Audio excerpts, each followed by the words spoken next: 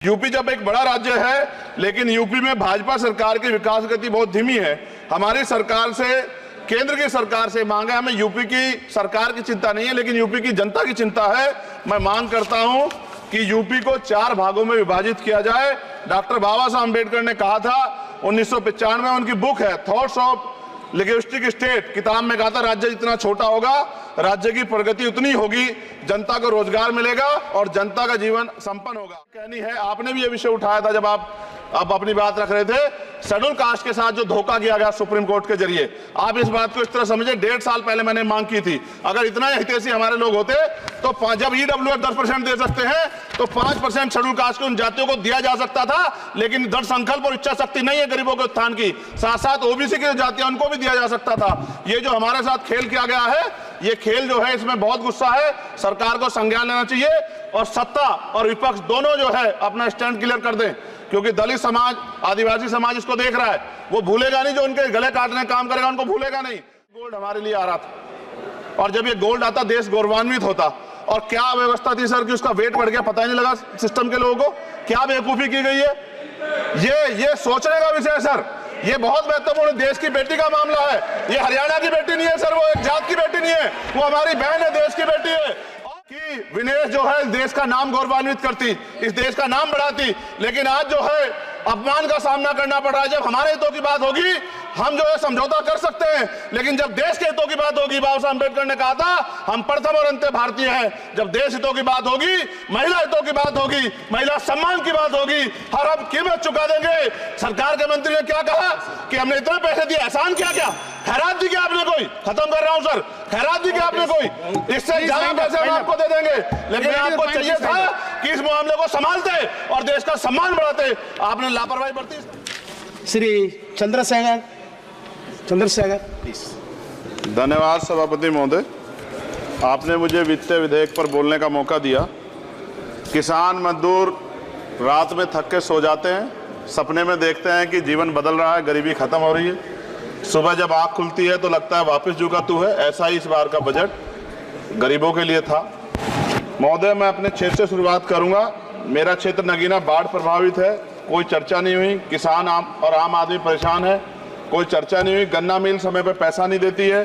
गुलदार ने 30 लोगों की जान 1 साल में ली है पिछले, कोई फर्क नहीं पड़ता अमीरों को। उद्योग धंधे लगाने कोई बात नहीं हुई। मेडिकल कॉलेज और एम्स के निर्माण की कोई बात नहीं हुई। ग्रामीण क्षेत्रों में खेलों को बढ़ावा देना, स्पोर्ट कॉलेज की कोई बात नहीं हुई। महोदय, देश में भूमि सुधार किया जाए, लाखों बीघा जमीन जो है भूमाफिया ने कब्जाई हुई है, भूमिहीन लोगों को भूमि दी जाए, बिजली के दाम में कटौती की जाए, गरीबों को कम दाम पे जो है बिजली उपलब्ध कराई जाए, ठेकेदारी प्रथा, संविदा, लेटर एंट्री खत्म की जाए, पक्की नौकरी दी जाए। निजीकरण की वजह से सरकारी नौकरियां लगभग खत्म हो गई हैं। मेरी मांग है, और मैंने निजी विधेयक भी पेश किया था, कि निजी क्षेत्रों में SC ST की OBC के लोगों को आरक्षण की व्यवस्था कराई जाए और पुरानी पेंशन बहाल की जाए। लोगों के पास एक तरफ सरकारी योजना चलाकर प्रधानमंत्री आवास योजना जो है उसके नाम पर मकान दिए जाने की बात होती है, वहीं दूसरी तरफ लखनऊ के अकबर नगर को तोड़ दिया जाता है। नवी मुंबई में के खार घर में What is his name? Patil. Patil is not Shankar. No, this is the caste. की जा He is a caste man, Chandrasekhar. No, this Patil. Mike नहीं है सर, बंद कर रहे हो sir? Independent. This is independent. आ गया। धन्यवाद।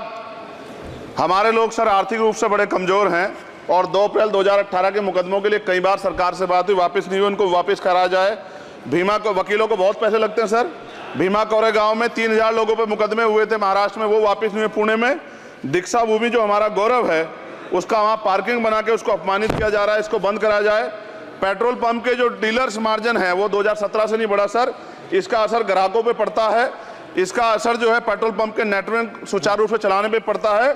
डीजल मार्जिन की बढ़ोतरी ना होने से हजारों कर्मचारी, लाखों कर्मचारी जो वहाँ काम करते हैं उनके जीवन पर असर पड़ रहा है। सहारा का में 10 करोड़ जमाकर्ता का लाखों करोड़ों रुपए जमा है। कंपनी बंद हो जाने के कारण 10 लाख से ज्यादा एजेंट बेरोजगार हो रहे हैं, नौकरी कहीं है नहीं। भुगतान ना होने के कारण जमाकर्ताओं के द्वारा एजेंट पर जबरदस्ती भुगतान कराने का दबाव बनाया जा रहा है, जिसके कारण 5000 से ज्यादा एजेंटों ने आत्महत्या कर ली है।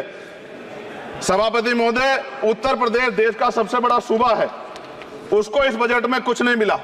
और बहुत सारे मेंबर, 80 के लगभग हम मेंबर जो है उत्तर प्रदेश जीत के आए। ना के बराबर मिला। यूपी में 25 करोड़ से ज्यादा आबादी है उत्तर प्रदेश के अंदर। 5 किलो राशन सरकार दे रही है, लेकिन जीवन जीने के लिए काफी नहीं है। और भी बुनियादी सुविधाओं की जरूरत पड़ती है। अगर इज्जत की जिंदगी चाहिए, उसके लिए सरकार के पास कोई उपाय नहीं है।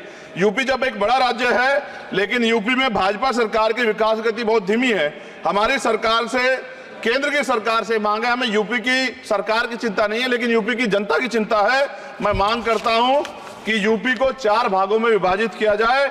डॉक्टर बाबा साहब अम्बेडकर ने कहा था 1995 में, उनकी बुक है थॉट्स ऑफ लिंग्विस्टिक स्टेट, किताब में कहा था राज्य जितना छोटा होगा, राज्य की प्रगति उतनी होगी, जनता को रोजगार मिलेगा और जनता का जीवन संपन्न होगा। मोदी, एक बात मुझे आपसे कहनी है, आपने भी ये विषय उठाया था जब आप अपनी बात रख रहे थे। शेड्यूल कास्ट के साथ जो धोखा किया गया सुप्रीम कोर्ट के जरिए, आप इस बात को इस तरह समझे, 1.5 साल पहले मैंने मांग की थी, अगर इतना हितैषी हमारे लोग होते तो जब ईडब्ल्यूएस 10% दे सकते हैं तो 5% शेड्यूल कास्ट के उन जातियों को दिया जा सकता था। लेकिन दृढ़ संकल्प और इच्छा शक्ति नहीं है गरीबों के उत्थान की। साथ साथ ओबीसी की जातियां, उनको भी दिया जा सकता था। ये जो हमारे साथ खेल किया गया है, ये खेल जो है, इसमें बहुत गुस्सा है। सरकार को संज्ञान लेना चाहिए और सत्ता और विपक्ष दोनों जो है अपना स्टैंड क्लियर कर दें, क्योंकि दलित समाज, आदिवासी समाज इसको देख रहा है।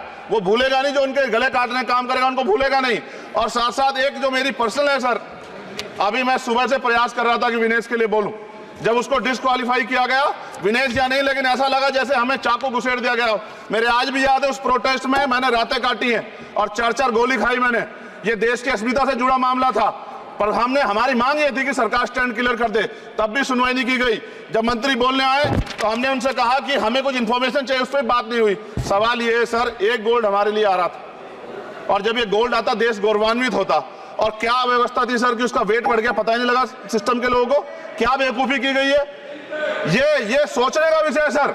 ये बहुत महत्वपूर्ण, देश की बेटी का मामला है। ये हरियाणा की बेटी नहीं है सर, वो एक जात की बेटी नहीं है, वो हमारी बहन है, देश की बेटी है। और आपने क्या किया हरियाणा के साथ? आपने हरियाणा का बजट कम किया, जबकि सबसे ज्यादा मेडल हरियाणा लेके आता है। ये गलत है सर, ये धोखा है। हमें इस बात की तकलीफ है कि विनेश जो है देश का नाम गौरवान्वित करती, इस देश का नाम बढ़ाती, लेकिन आज जो है अपमान का सामना करना पड़ रहा है। जब हमारे हितों की बात होगी, हम जो है समझौता कर सकते हैं, लेकिन जब देश के हितों की बात होगी, बाबा साहब अम्बेडकर ने कहा था हम प्रथम और अंत्य भारतीय हैं। जब देश हितों की बात होगी, महिला हितों की बात होगी, महिला सम्मान की बात होगी, हर हम कीमत चुका देंगे। सरकार के मंत्री ने क्या कहा कि हमने इतने पैसे दिए, एहसान किया क्या? खैरात दी क्या आपने कोई? खत्म कर रहा हूं सर, खैरात दी क्या आपने कोई? इससे ज्यादा पैसे हम आपको दे देंगे, लेकिन आपको चाहिए था कि इस मामले को संभालते और देश का सम्मान बढ़ाते। आपने लापरवाही बरती, इसका खामियाजा हमें भुगतना पड़ा।